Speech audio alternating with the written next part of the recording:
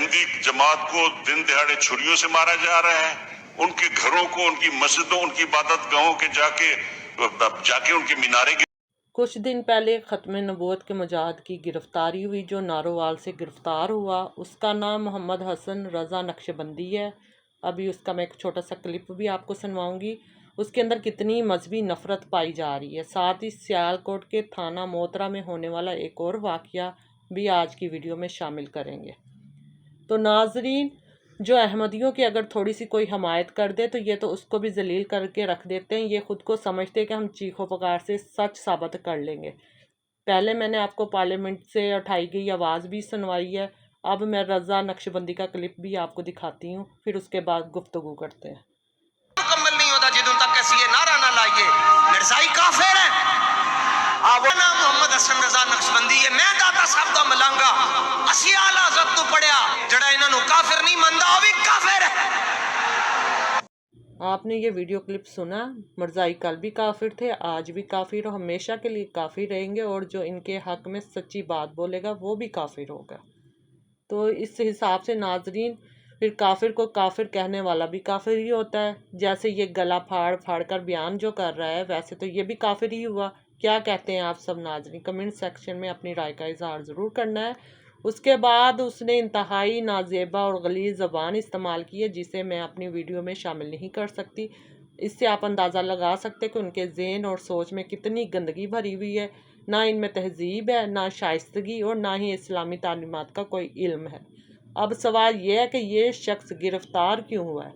ये नारोवाल से गिरफ़्तार हुआ और अब जेल में है। मरीद के जो वाक़यात हुए थे ना, इसमें इसका नाम भी शामिल था। ये मुख्तलिफ जगहों पर छुपता रहा है, मगर आखिरकार अब पुलिस ने इसको पकड़ ही लिया। अब इसे कितनी सज़ा होगी, अदालत में पेश किया जाएगा या नहीं, ये आने वाला वक्त ही बता सकता है। उनका दावा था कि वो इस्लाम की खिदमत कर रहा है, मुल्क की खिदमत कर रहा है और लोगों को दुरुस्त तालीम दे रहा है, लेकिन हकीकत ये है कि वो खुद भी तबाह है और दूसरों को भी तबाह कर रहा है।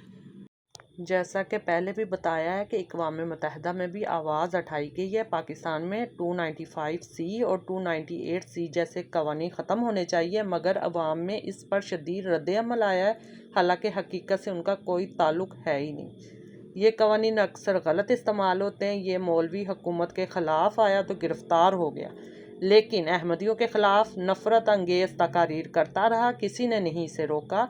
जब हुकूमत को अपने मफादात ख़तरे में नज़र आते हैं तो फिर तहरीक लब्बैक हो या कोई और, सब के ख़िलाफ़ कार्रवाई हो ही जाती है। ये हैं पाकिस्तान के हालात।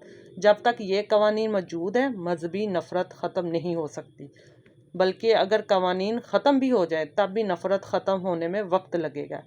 इसलिए मेरा यही कहना है कि इन उलमा की तरबियत बेहद ज़रूरी है। ये तरबियत जो है मौलवी नहीं करेंगे, बल्कि रियासती अदारे और फ़ौज और पुलिस को करनी चाहिए। अब एक और वाक़या सुनते हैं, जो सियालकोट के थाना मोतरा में एक और ख़त्म नबूवत का मुजाहिद, जिसका नाम राना उसामा है। इसने शराब पीकर एक राहगीर पर गाड़ी चढ़ा दी और मौके से फ़रार हो गया। ये शख्स PP 48 से इलेक्शन में भी लड़ चुका है, मगर हार गया था।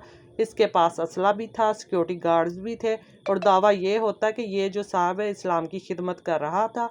पुलिस ने इसके कुछ साथियों को गिरफ्तार किया, मगर राना उसामा अभी तक मफरूर है। जो लोग पकड़े गए उन्होंने बताया कि ये सब कुछ शराब के नशे में हुआ है।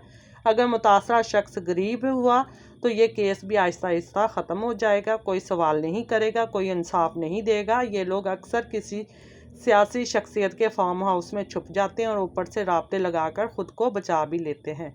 ये है वो निज़ाम जिसमें हम रह रहे हैं। ऐसे मुजाहिदीन ने माशरे को तबाह कर दिया है, आवाम को बेवकूफ़ बनाया हुआ है। सामने कुछ और पीछे कुछ, और लोग इनको कंधों पर उठाते हैं, चाहे ये शराबी हो, जानी हो या किसी भी बुराई में मुलव्वस क्यों ना हो। ये जहालत की इंतहा है। ना निज़ाम ठीक है, ना कवानीन, ना आइन की कोई कदर बाकी रही है। जब ऐसे लोग सामने आए तो फिर कभी सादिया इमाम रोती नज़र आएगी, कभी कोई सियासतदान जलील होता नज़र आएगा, कभी ये मुजाहिदीन शराब पीकर लोगों को कुचलते रहेंगे। हम सबका असल नुकसान ये है कि कौम के पास इल्म नहीं है, शऊर नहीं है, समझ भी नहीं है। लोग बिजली के बिलों में उलझे हुए हैं और ये सब अपनी अय्याशियाँ करे जा रहे हैं। यूरोप में भी महंगाई है, मगर वहाँ निज़ाम है, इंसाफ है, और आवाम का पैसा ऐसे नहीं लूटा जाता जैसे पाकिस्तान में।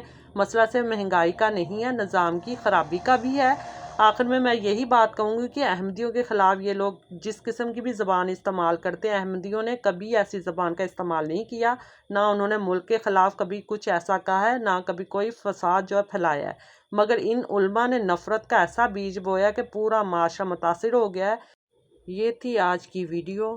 نئی اپڈیٹ کے لیے چینل کو لازمی سبسکرائب کریں اور ویڈیو کو ضرور شیئر کریں تاکہ اگلی ویڈیو کا نوٹیفیکیشن آپ کو بر وقت مل سکے، اور کمنٹ سیکشن میں اپنی رائے کا اظہار ضرور دیں۔ اللہ حافظ۔